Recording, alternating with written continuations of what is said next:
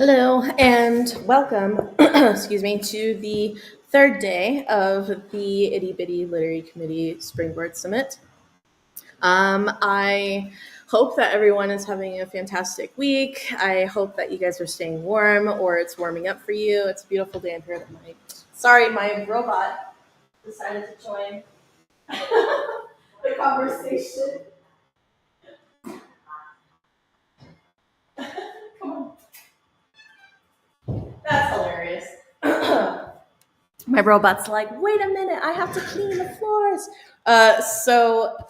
Anyway, I just wanted to, again, hope that you guys are staying warm. It's a beautiful day here in Vegas. It's definitely warming up. It's been super cold and rainy and wet and gross this past week, but it's sunny. I'm wearing shorts today. It's a great day.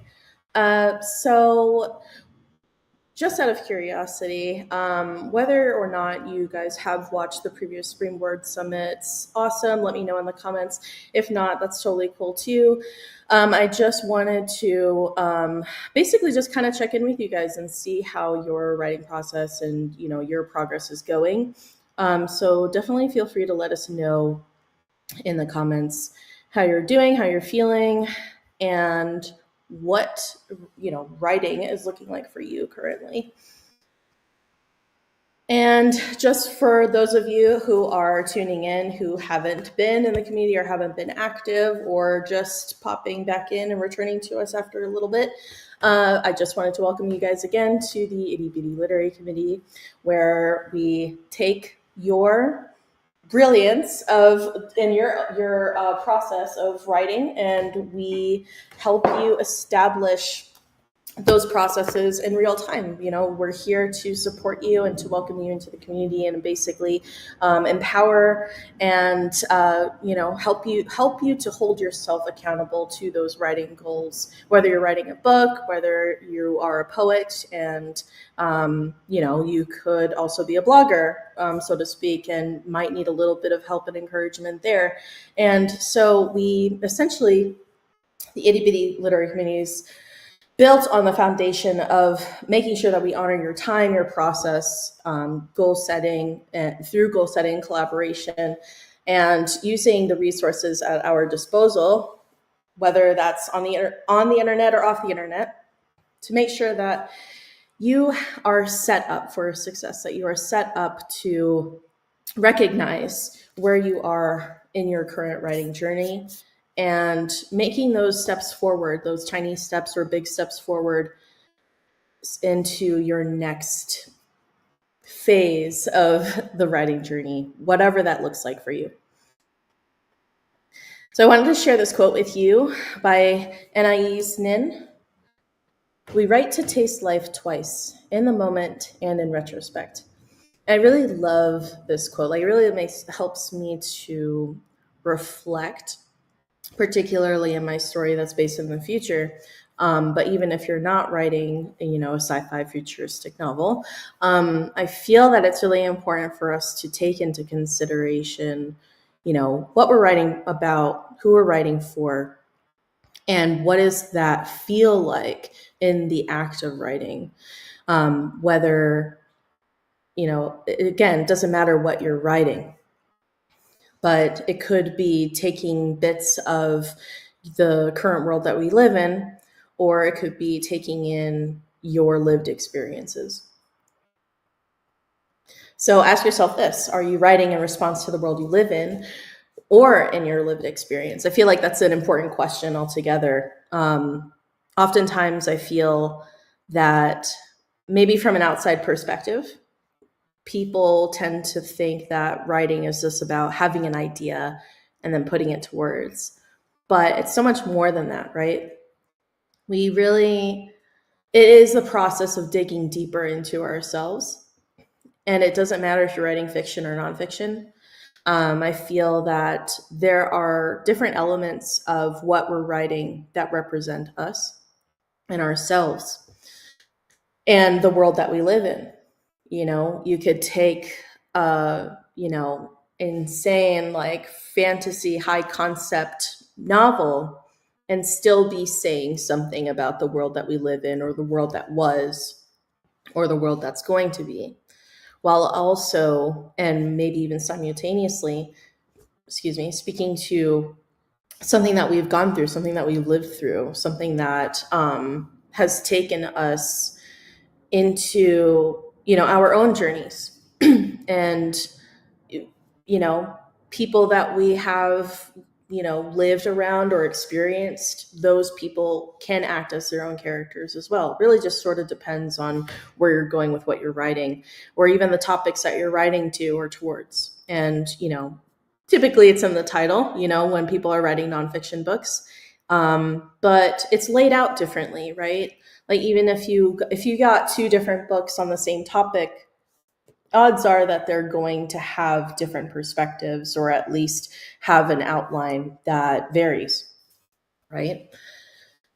So I want you to consider that. I want you to consider, what is it that you're responding to, or what is it that you're trying to reflect outwards to readers who pick up your book? And another question would be, how do you honor your creative process and find balance? Find balance in your personal and professional life. So I think that this is a big one for people, because people tend to think, again, and I think I brought this up in the last summit as well, is that people tend to think that they need this crazy, long, arduous writing schedule. And it doesn't have to be like that. It could honestly be simplified. It could be small itty bitty steps and sprints, and it could be every other day as opposed to every day, or it can be a long and arduous thing where, like, if you had the time and the ability to stretch yourself that way, you certainly can. But it's not a requirement. And the itty bitty literary community and myself, I'm always telling people, like, writing doesn't always look like writing. Writing can look like research. Writing can look like sitting and watching your favorite movie or your TV show. It could be reading books within your genre, or even outside of your genre, just to gain some other underlining perspectives. And as far as managing your personal and professional life with writing, let it be flexible. Allow it to be something that comes naturally. And if that doesn't really work for you, if you really need, like, the hard structure, then consider what that structure looks like, without making it impossible for yourself to reach those goals. Because I think more often than not, when people think about goal setting, they tend to put the biggest goal in front of them first and be like, okay, I have to meet this goal, without considering the milestones and the stepping stones to get there. And I think it's really important to, like, when we talk about outlining, we're typically talking about outlining a book, but outline yourself, outline what your current lifestyle looks like, and try and see where you can fit in infusions of supplementing your creative process, whether it is writing or it's other aspects of writing, not writing. Again, like, finding ways to be inspired, going outside and people watching and writing down what you see, whatever that looks like for you, is completely up to you. But those are some ideas that I would go with. Also, I'd like for you to consider, how do your readers connect with you through your characters and perspective? So again, we were talking about how characters could reflect people that we've known or people that we know, and they don't always. They could also reflect groups of people in society as a whole. But considering what your characters represent is a big one. Even if that main character, or if one of those characters are you, even if you have taken the opportunity to use all of your characters to become multiple different spectrums and personas of who you are, I think that that's also a really great way to do a lot of inner work. And again, you have to consider how your readers are going to connect with that. So think about when you read a book and think about the characters that you've related to from one's, on any scale, whether it's romance or fantasy. Maybe there's like a secret power that they have that seems like it's representative of some sort of skill or something that you wish that you had. And just consider your characters as individual representations of either the world you live in or the world that you know, and different different variances of who you are as a person. And then when I say characters or perspectives, I'm also talking to nonfiction. So like consider your topics and consider what your experiences are and why you're the person that they should be listening to on that particular topic. And how you can potentially help other people who might have been in the same situation that you were in or have similar viewpoints as you, and consider your experiences as that essence of value that you're trying to impart in your readers and their experience when they're reading your book. So I'd love to introduce you guys to our wonderful and beautiful speaker, Safrianna. She is here with us today to discuss her books, her creative process, and a little bit about the community and her experiences there. Thank you, Jessica. It is so good to be here and to talk with the Itty Bitty Literary Committee community and just to offer my energy, wisdom, experience to you so that hopefully you step even more fully into the authenticity of your writer self, your author self. And it has been a very interesting journey of my own to get to where I am today. So I really want to be encouraging and uplifting and supportive in this. So, as Jessica said, I'm Safrianna Lughna. I go by the moniker The Queer Spirit Guide. I am co-leader in the Shadow Alchemy Project, which is a book that's actually launching in like literally 2 weeks. It's pretty insane. We're on the final edit rounds right now. And as this lovely slide says, I'm a polymath author. I didn't even know this term until I was talking to Jessica about me and what I do.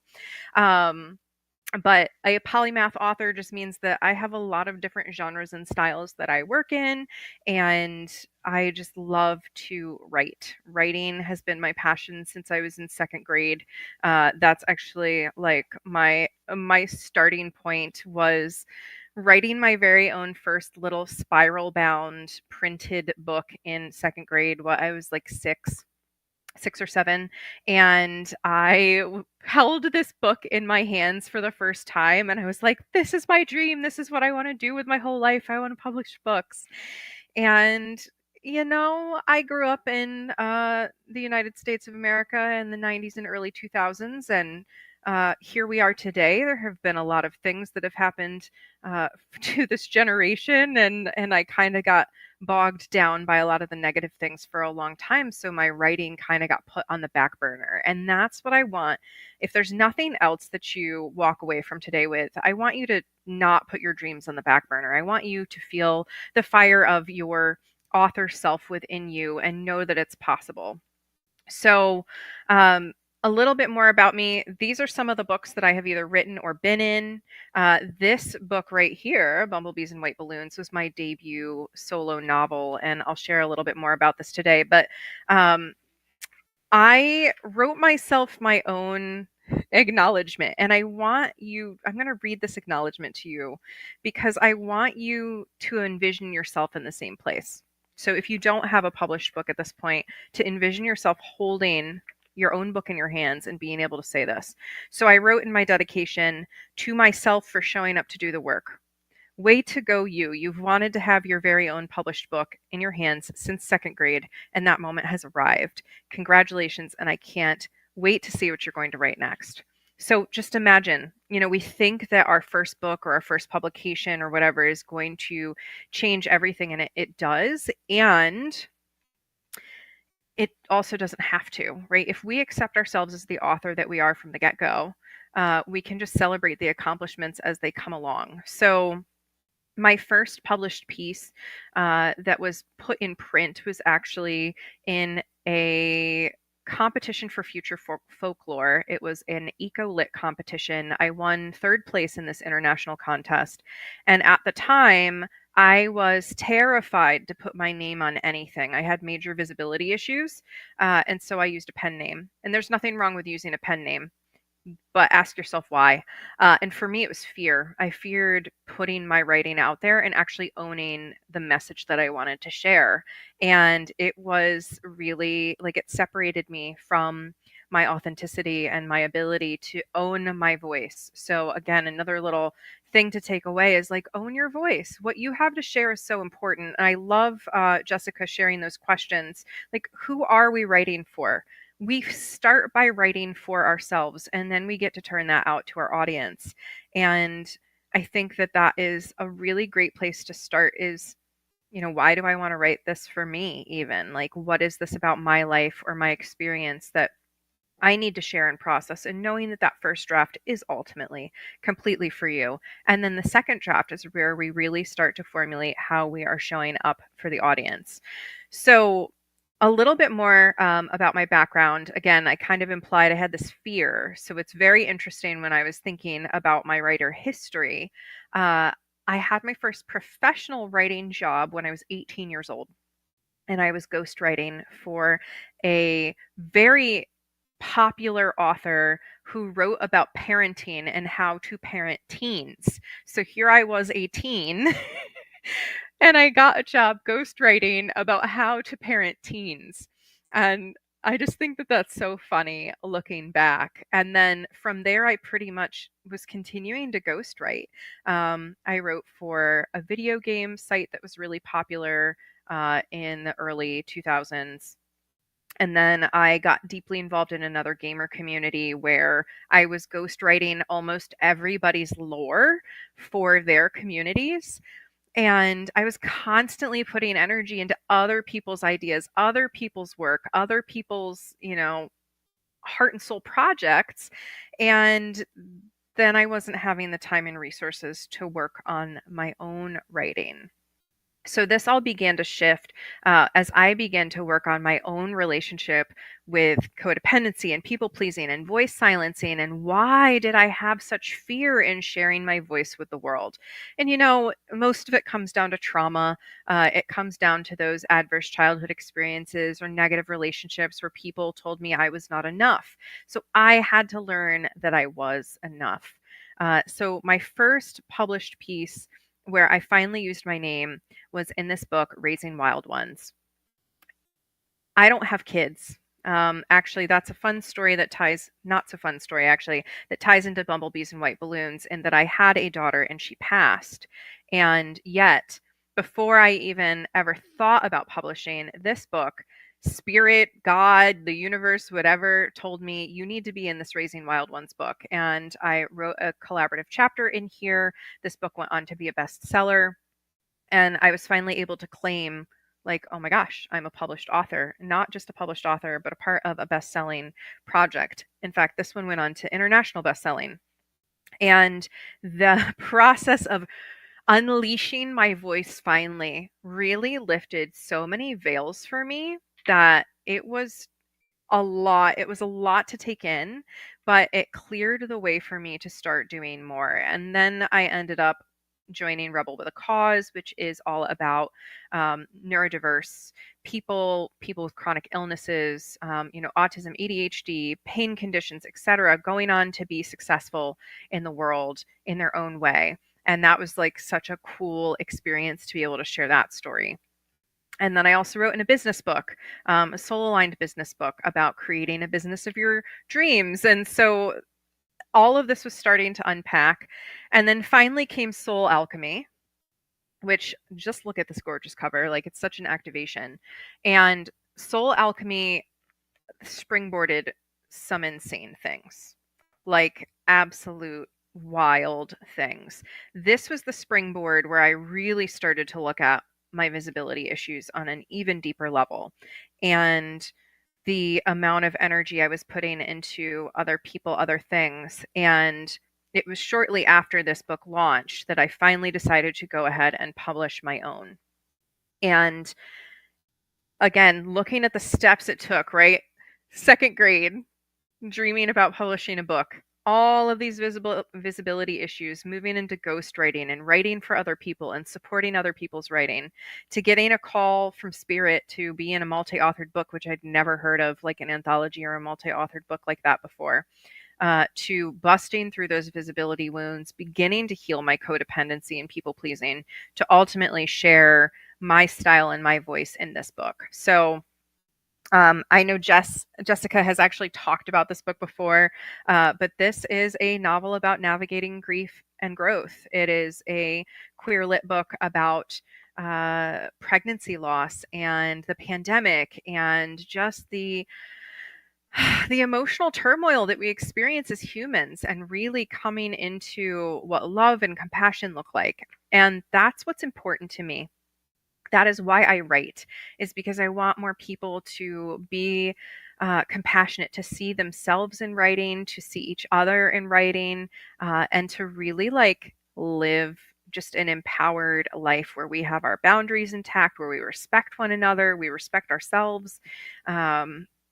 It's so important. Like, writing is healing. The word is magic, right? Our words make magic. They manifest things. They have an impact on other people. So to really, really hone in on the power that we possess and unleashing our wisdom into the world, whether it be through fiction or nonfiction, right? Like, these were all fiction books, and Shadow Alchemy is coming out on April 8th. That one is all about how to turn your inner darkness to gold. It's 21 stories about overcoming trauma or limitation. And those nonfiction pieces are super duper powerful because we can really see one another in those written pieces. But fiction can be just as powerful as can poetry. So going back to the polymath author, I have two poetry books that are coming out this year. One is called A Woman's Work, and one is A Daddy's Girl, or is a Daddy's Girl, just Daddy's Girl. And there's a lot in there, and people have told me, like, no, you need to publish these poetry books because some other person is going to see themselves in this. With this book, I was so nervous to put this out in the world because it talks about juicy, hard topics, right? Racism, sexism, homophobia, transphobia, all of it. And all the feedback I've gotten has been, thank you for acknowledging that this issue exists in the world. Thank you for acknowledging this is the impact we have on one another. Thank you for sharing your story. I can tell how personal this is, even though it's fiction. You never know what impact your work is going to have on the world. So write and put it out there and keep going. And of course, most of my stuff has been with hybrid publishing houses, indie publishing houses, and then this one was self-published. And you can do it. But if there's one little bit of wisdom with doing it on your own that I can impart here, it is know your skills and know where your limitations are. Some of us are great plot writers, but we're not so great with grammar. Some of us are excellent with grammar, but we get a little disorganized in our storytelling. Some of us are great at graphic design, and some of us literally blow up a computer when we sit down to write it. So know what your skills and your limitations are as you sit down to write, and ask for help. Help is so important. So that's the next thing that I want to talk about, is why I support the Itty Bitty Literary Committee. So, fun fact, I don't even know if Jessica knows this. I started a writers community, I believe it was 2020. So we were in the middle of the pandemic, and everybody was kind of cloistered at home, and I wanted to get back into my writing. So this 2020 was actually the year that I wrote this book originally, the first draft. So I started this author community, and we got up to, I think, like 15 members, and I realized the sheer amount of work it was. It was like a whole nother full-time job. And as the curator and the leader, people were sharing stuff, and I felt like I wanted to give them support, and there was just so much to do. And then drama inevitably happens whenever you pull people together, and there was drama, and I was just like, okay, this is not for me at this time. And I completely like dropped the reins and I let it go. And then I saw in 2023 a post, I believe on Facebook. I'm not on Facebook anymore, but it was on Facebook, and it was for something called the Itty Bitty Literary Committee. And my whole soul just lit up. I was like, this is the writing community that I am meant to be in and support and cheer on. And I met Jessica Jacks and we had a conversation, and I was just all in. And I support this community so much because support is essential as a writer. You know, you can write something for yourself, but it just sitting on your Google Drive or in your notebook doesn't doesn't entirely serve the purpose always, right? It is about hearing the feedback and sharing the stories and sharing the moments that move us and offering each other support and feedback that really allows our pieces to become polished and full. There are so many different gifts that people have in the world, and we don't possess all of the gifts ourselves, right? So, our writing, our words, powerful, incredible, so important.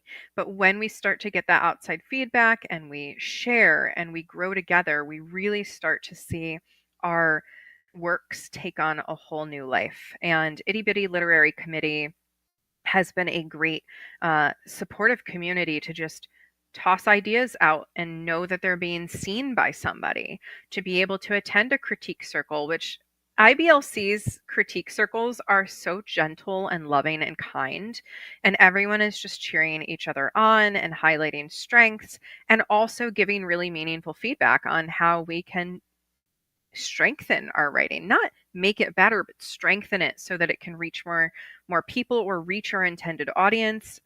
Jessica said, who are we writing for? So really ensuring that our voice is matching who we're actually trying to share with. And the importance of collaboration and the power of having support in our corner, I can't overstate it enough. It is so important that we not write in a vacuum.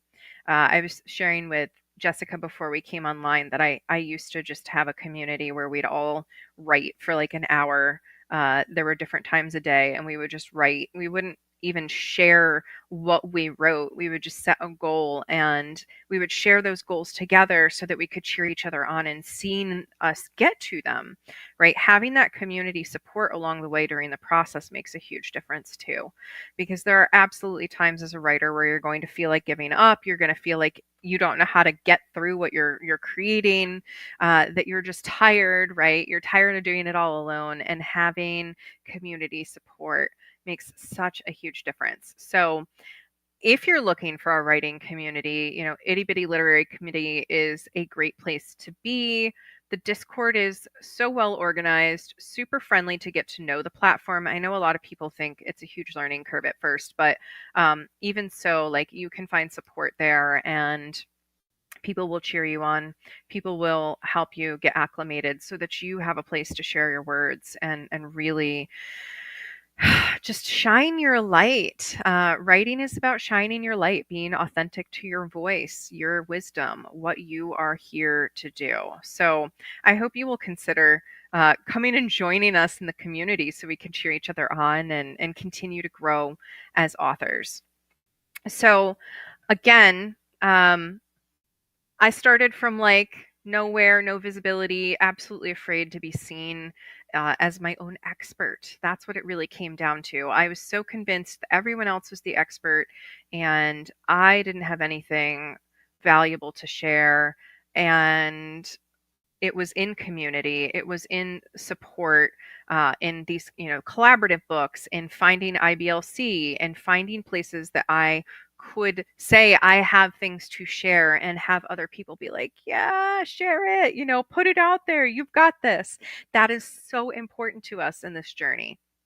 So I cannot understate that or overstate that enough, and just really encourage you to keep on writing. It's the most important thing you can do. If you have been called to be a writer, there's a reason for that.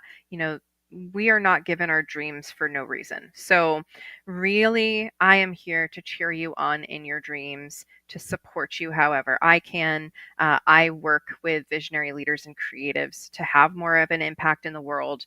I'm always cheering Jess on in the Itty Bitty Literary Committee, and I want you to write your story. I want you to get your voice out there in the world. I want you to have this moment, like I shared at the beginning, of being able to look at your own book and go, wow, I did that. And I did it for me and I did it for the world, right? First, this was for me to say, I can write a book on my own.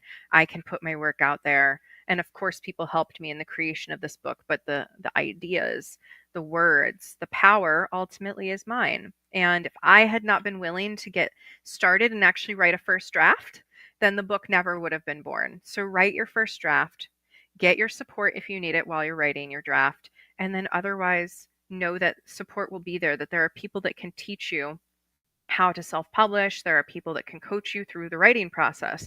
There are people that can do layout and cover design for you. All of that information is out there and you can put the power back in your hands. So don't distract yourself with everyone else's stuff. If this is the dream that's calling you, take the call and run with it because it's here for you and it's here at that soul level, urging you to just say yes, to yourself and to move forward. So, um, I I don't know what else I want to share today unless there's any questions or, I just want to share that wisdom to listen to your soul and move forward in your projects, however feels authentic for you, soul aligned, and like it lights you up. Because at the end of the day, we don't want writing to be miserable. It's not meant to be something that causes you like turmoil or I'm not really having fun with this, right? It's a choice to write. It's a choice to do most things. I would argue all things. That's a whole topic for another day, but you aren't going to choose to write unless it is something you're really, really being called to. So allow yourself to heed the call.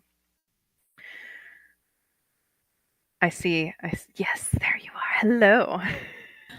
Hi, oh my gosh, I'm feeling so warm and fuzzy after hearing you speak about, like your experiences and thank you so much for your kind words in terms of like your experience with Itty Bitty Literary Committee and all that other good stuff. But I definitely have some questions, and I'm Absolutely. hoping that these questions are, you know, poised towards you, but I feel like it's going to have a really strong outward impact for some people who are hearing your story and hearing your experiences and trying to figure out how they can overcome certain things. So, my first one is, how would you recommend others overcome fear in approaching their creative process? Yeah, so get real with yourself. This is shadow alchemy, right? It's seeing that you have a discomfort, seeing that you have a fear or a shame point, and actually being willing to sit with it because it has wisdom to offer you. If you're coming up against roadblocks, it's because something still needs to move, something still needs to be cleared or alchemized or worked with, acknowledged, right? I would say that most of us are walking around with creative wounds. So I will never forget. It was seventh grade. I was so into drawing anime style. I loved manga. I like consumed manga 24/7. That's what I did. So, of course, as an artist, I was like emulating that style and finding my own.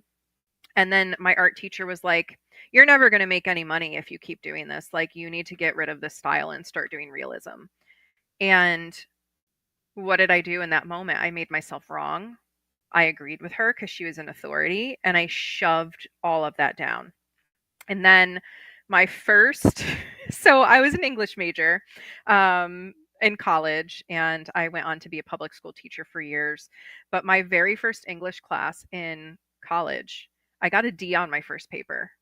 And I had never gotten a D in my life. And I'm like, oh my God, what? I'm like wrecked. And the teacher's like, yeah, I just didn't like how wordy you were.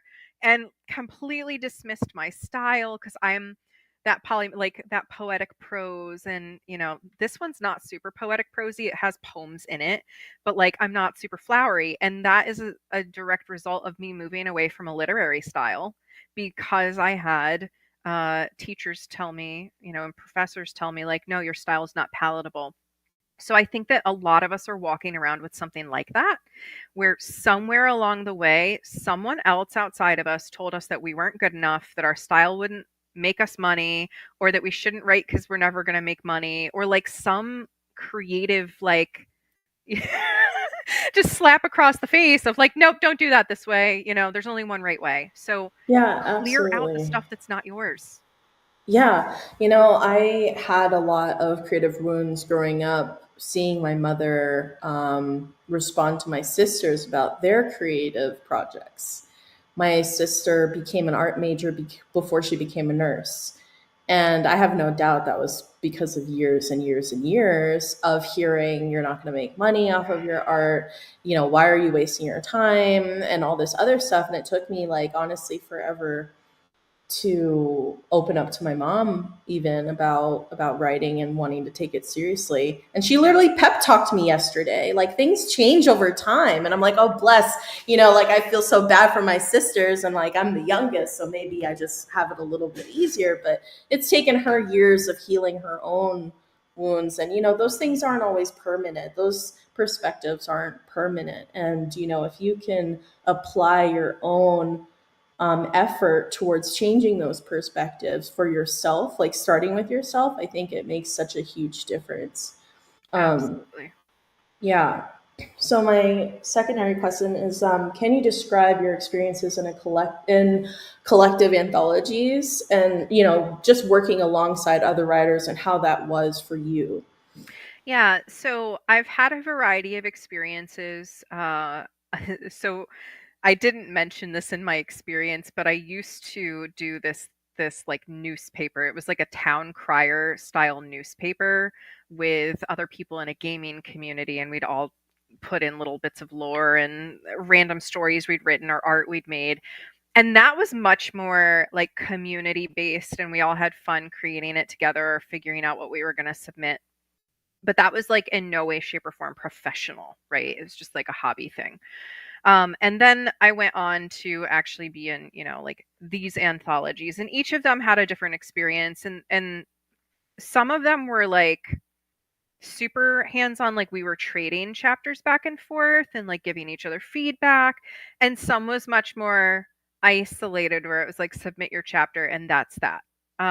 So I definitely prefer when it's in that more collaborative mode. We're trading chapters, we're bouncing ideas off of each other, because then you really feel that momentum building of you're creating something together, you're birthing something together. And I think that that's super powerful. Um, a setting like that also allows a lot of personal processing. So I House of Indigo Publishing is my sole publisher. In fact, my ISBN and barcode is registered to House of Indigo, even though it's solo published. Just because I was like, I love you, so I want to use your ISBN number on my book. But House of Indigo is that, like, it's energetic support, it's writing support, it's mindset support, and the communities are all very tight knit, like us cheering each other on. So that's been really, like, I really love that.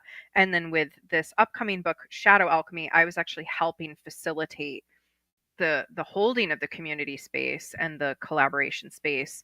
And that was just it's really beautiful when we come together to collaborate on something, and it is in that spirit of co-creation. Like, magic absolutely happens there. I love it. And, I feel like in some way, shape, or form, we've definitely experienced that ourselves, like, in the community where, like, either someone needs help and they just need like a quick brainstorming session, or like even in the critique circles, there were definitely some hesitation and some, like, feelings of, at least I know for me, for myself, because I'm not used to sharing my work with other people. But once you get over that and you share, you start to feel like, well, maybe that wasn't so bad. And like over time, you get used to that. The more you put it into practice, just like with most things, like if you if you take the time and the energy to put that out there and put it into practice, it affects you a lot less. And Hmm. those reservations start to tone themselves down naturally. You know. Yes. But in regards to like, I was going to make mention when you were talking about getting a D on your assignment, me, being a creative writing student at Full Sail, there were definitely moments of that, whether someone was critiquing and you could tell like he didn't read everything.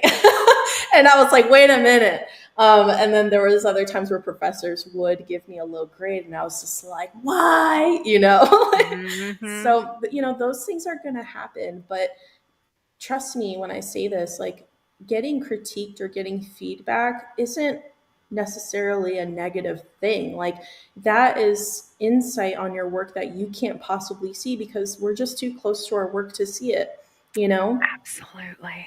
Oh my Yeah. gosh. Yeah, and finding the supportive places where, because I've heard other people in IBLC say that like, oh wow, that was the nicest critique circle I've gone into, because we've all had that experience in some way, shape, or form of someone just absolutely trashing what we've done, Uh, and it's not okay. It doesn't yeah, we're feel not here to good. blast you. We're not here to blast you and say, wow, that was like, woof. But, we are there to just kind of hold you in like your own creativity and see where you were going with it and just try to find where you can make those adjustments in a way that feels good, as opposed to it being, again, like a response Hmm. to, like with your teacher, response Right. to shutting down and doing what someone else said because they're the expert or whatever, you know? Yeah. And visibility is like the most important skill. I'm going to call it a Yeah. skill that you have to master to be an author. So, visibility in a critique circle is nothing compared to visibility of having to market your book. Because that's Right. something, like, if there's another gem of wisdom I want people to take away, no matter whether you do hybrid or traditional publishing, you are pretty responsible for marketing your own book. There's very Mm. few traditional publishing houses out there that do a promotional campaign. Yes, they publish your book and they take it and they may modify it. They have entire rights to how they're designing your cover, et cetera, et cetera. And then they're like, here you get your little royalty package up front.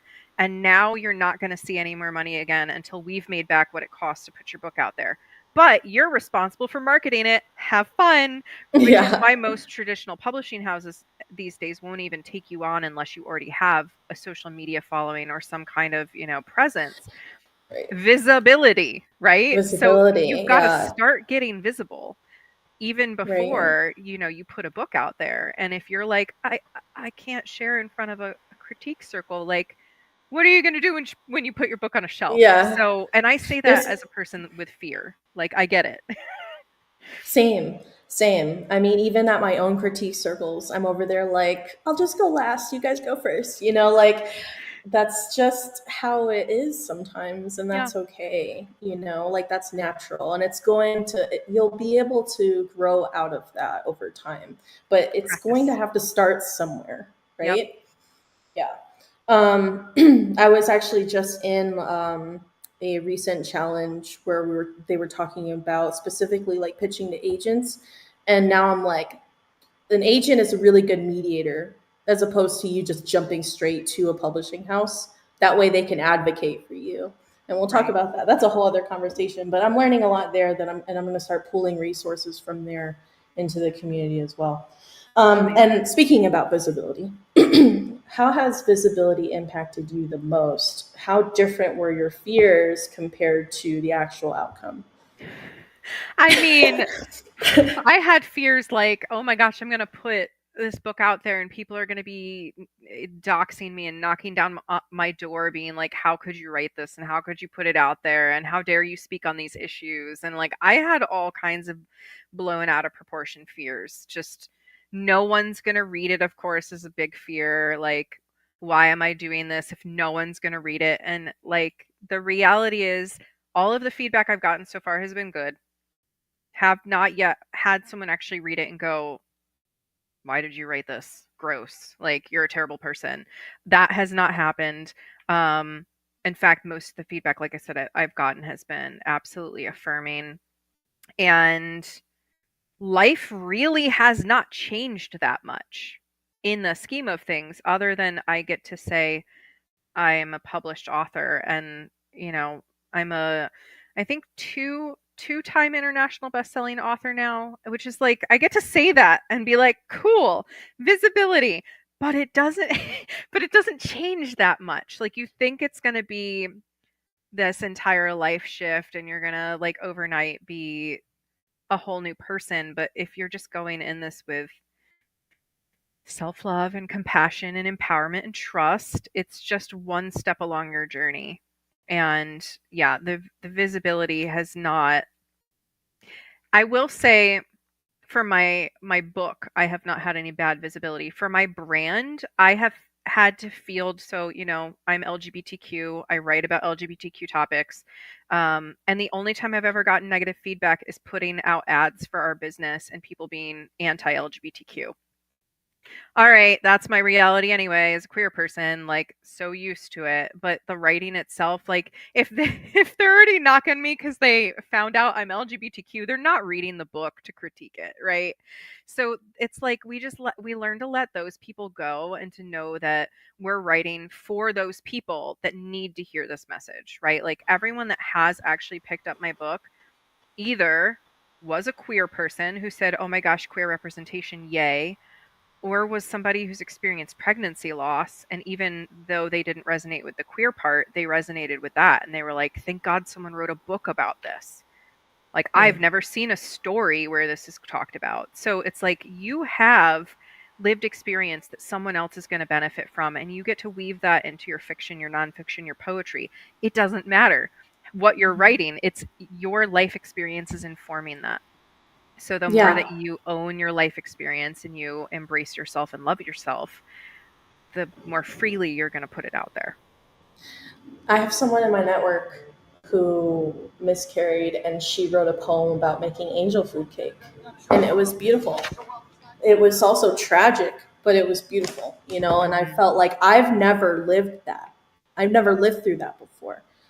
So I think it shows to reason that, like, even people who haven't experienced those things can benefit from that perspective and have that empathy in a place where the next time they were to secondhand experience it, or if they were to, God forbid, experience that themselves, they're like, oh, that's how that feels like. Right. Even And though I'm not I alone. haven't necessarily, yeah, exactly. And people, need that. People need that more in the world, especially when it comes to representation and diverse topics and, inclusivity. All of that is incredibly important. Absolutely.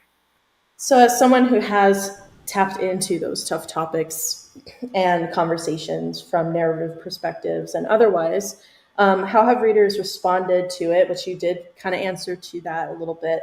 And what reservations did you carry, and how did you get through them? Like, Yeah, I mean, my biggest reservation with Bumblebees and White Balloons was the fact that I was also writing a black lead character.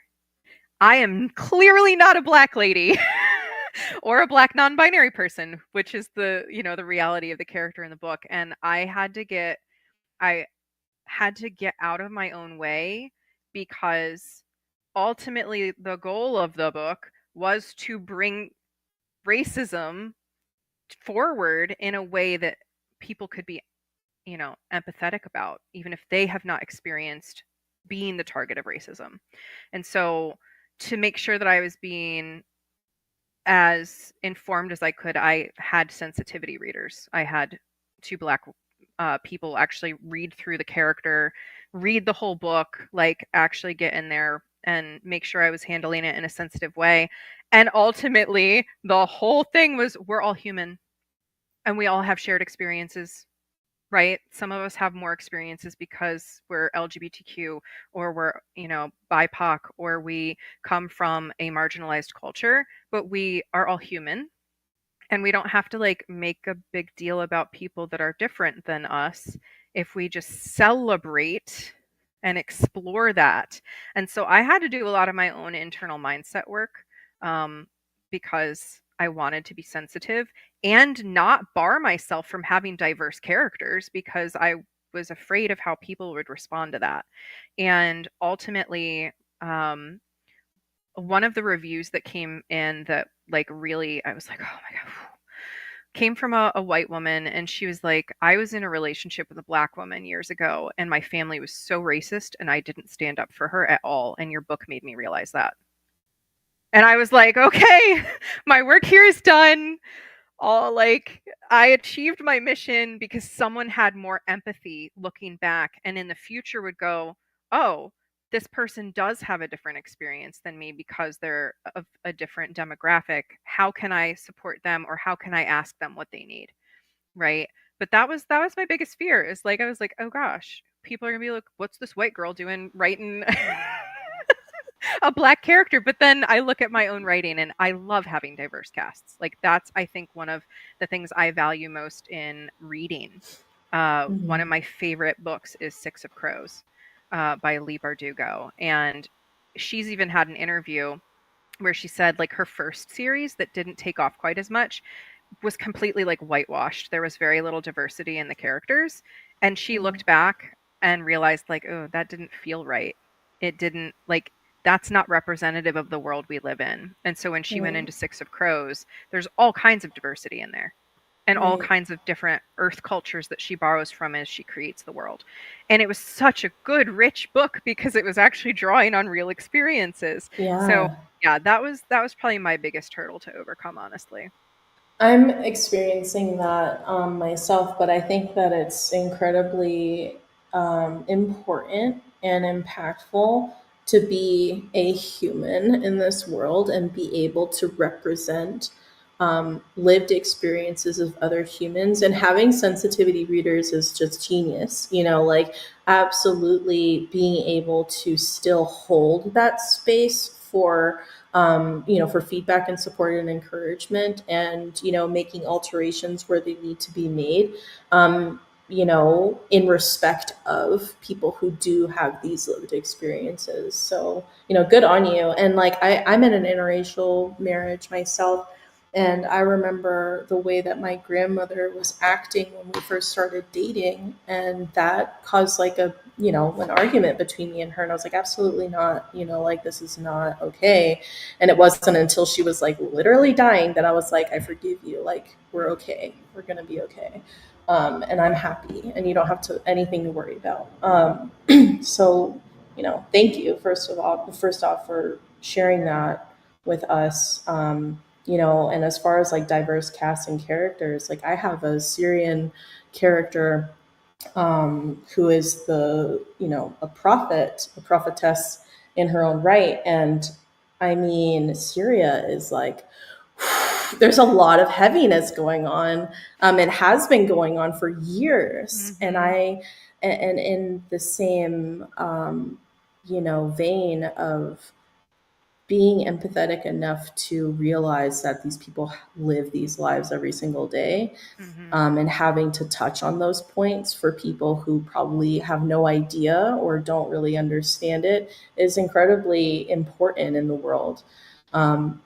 Because how else are we going to lay down those hard truths if people aren't willing to face it and to read it and to write them? So it's really important. Shadow alchemy, right? Like that's what it all is. If we're not willing to look at the shadows and see where we fear or where we experience shame, or we're, terrified that we're going to disappoint or upset someone, like that means we probably need to move closer to that, because there's something there that needs to be catalyzed into a greater state of being or expression. And yeah, like we don't get anywhere by avoiding and running from the hard topics.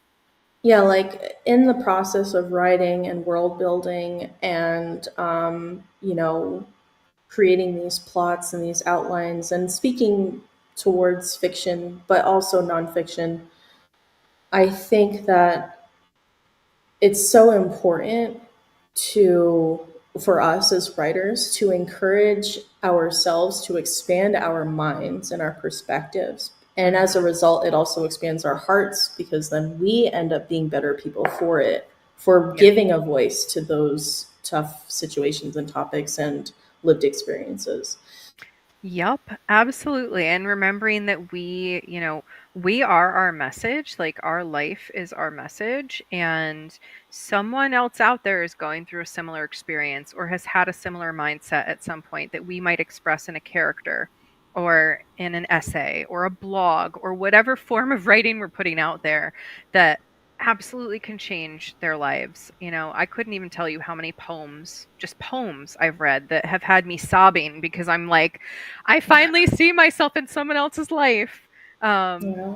And I know that this book has been one that people can see themselves in, whether it is because it's a character, a black character or a non-binary character or a queer character or the token white guy that's like just chilling in the living room like on his cell phone, right? Like inclusion, we're all a part Mhm. of the story. All of us are a part of the story. And so just Yeah, knowing that we have something to offer. it's societal representation, like from the get go, and as a bottom line. Like it doesn't even matter which timeline you're speaking to, or which timelines you're focusing on, and being able to bridge that gap of awareness between not just what you're learning, but what you're presenting to other Hmm. people. It's educational as well. Absolutely. Yeah. Writing is magic. Writing is magic. I don't care what anybody says. And as soon as we embrace that, like, especially within ourselves, the more we get done, the more progress happens, and the more we can appreciate and give ourselves grace for being the ones to own it and to say so. Yeah, and get out of your own way. I've written an essay or a blog or an article or whatever you want to call it about how I literally would get in my own way of writing. I would get violently ill all of a sudden. I would have something else I needed to do. I'd start cleaning the living room, right? Like anything to keep myself from writing because of those messages that I had internalized. So, going back to your first question, right? The most important thing you can do is unpack anything that is blocking you from pursuing your dreams of being that author and sharing the message that you're here to share. Beautiful. I'm gonna need you to send me the link for that so I could put it in the comments and in the group I and have to stuff. see where it is.